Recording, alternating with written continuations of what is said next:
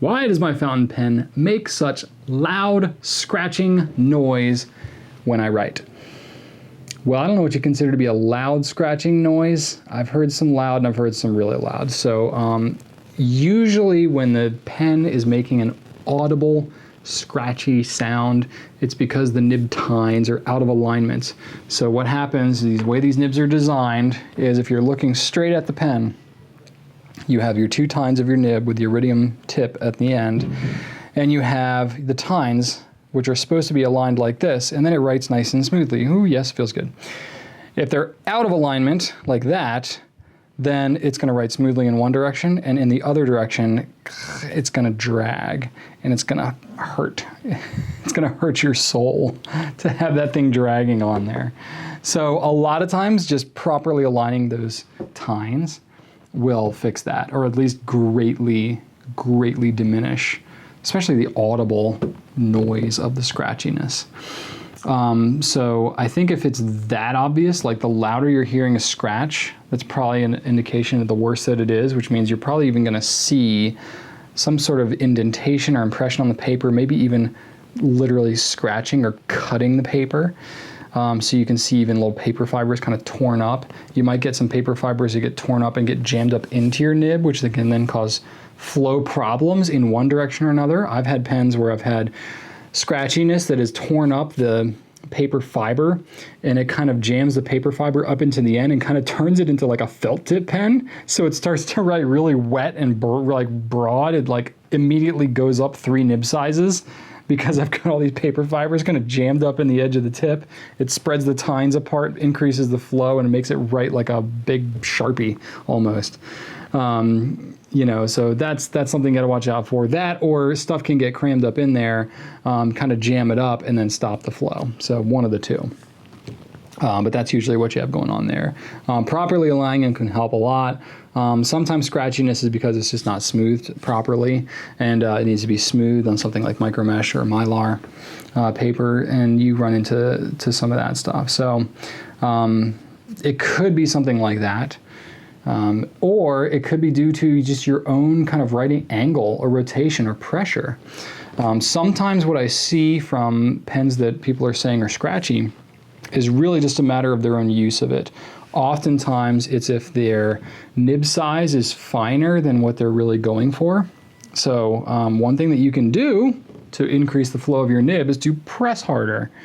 It's kind of a short-lived thing because you could ruin the nib or, you know, do a bunch of other crazy things with it. But your natural instinct, especially if you don't have a lot of experience with fountain pens, can be to bear down if you feel like the ink is not coming out heavy enough, because, you know, using whatever, gel roller balls, ballpoint, things like that, it can be our natural instinct to either swirl or write harder or scratch harder or something like that if it's not writing properly.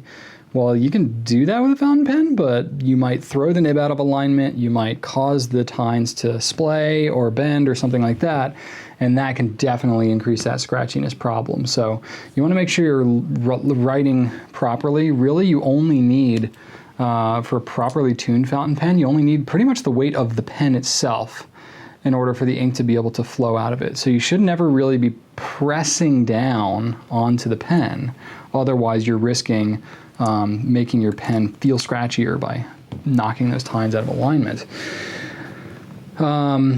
It could be due to your own writing angle. Some nibs are ground in such a way that they write, you know, better when they're a little bit lower or a little bit higher. A lot of the Japanese pen companies grind them because they hold their pens slightly more upright. So that's the more natural position. A lot of European pens are ground so that it's held lower. It's kind of the way they do it. But a lot of pens, if you hold them very upright, can be really scratchy. So if you're used to holding your pen really upright, that can feel scratchy, and you really just need to drop your angle down. So that's something you can try out. Or sometimes it could be the rotation of the pen in your hand. So really you want the nib surface pointing straight up.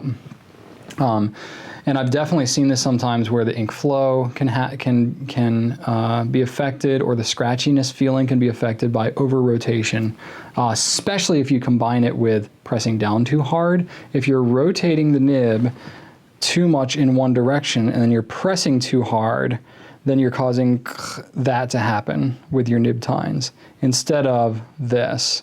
If you're over rotating, you're doing that, and then doing that enough, it's going to then make your nib get all kinds of scratchy and stuff like that. So that can be a behavioral use kind of thing that you can watch out for.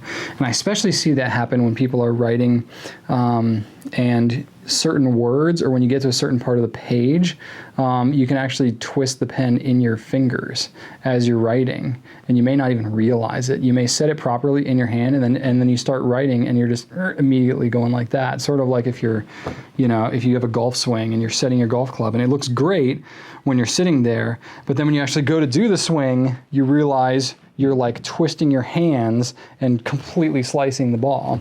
It's the same kind of thing when you get into fountain pens. Like, okay, I've got it set here, and then when you start writing, you're immediately twisting the thing hardcore in your hand. So that's just something to kind of watch out for yourself. So with all these little bits and pieces, you can just try all these different things.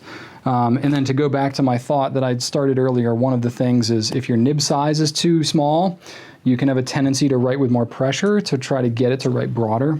The other thing is if your ink color is not as saturated as you would want it to be, you can have a tendency to press harder to get more of the ink to come down and make it darker. A good example, the very, very first ink that I ever used in a fountain pen was Diamine China Blue. And it's a very kind of just light royal blue. And it looks like, well, like China, like a China blue. I really wanted a deep blue because that's my thing, right?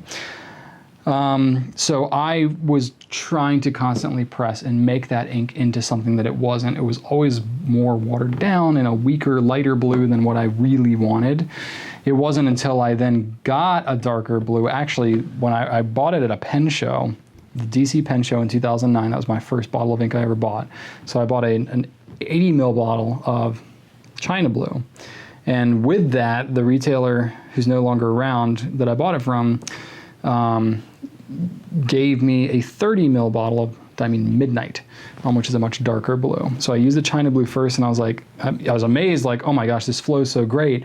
And after I used it for a bit, I was like, oh, I really don't like this blue that much.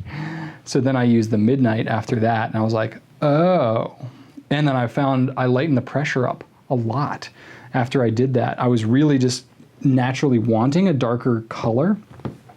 So I was writing harder and pressing harder with the lighter color because I was really trying to get a darker color. So that can be something to watch out for yourself. So there's all kinds of fun things to learn and get into when you're learning about these fountain pens. But this is all just knowledge for your brain. Rattle it around in there and you can have some fun, experience all these different things. But see, you didn't know you would learn about ink saturation and how it affects your writing pressure when you're asking a question about loud scratching noises. So you never know what nuggets of wisdom you're going to get out of a Q&A. I have to laugh at myself even saying that phrase. But anyway, I hope you're enjoying this.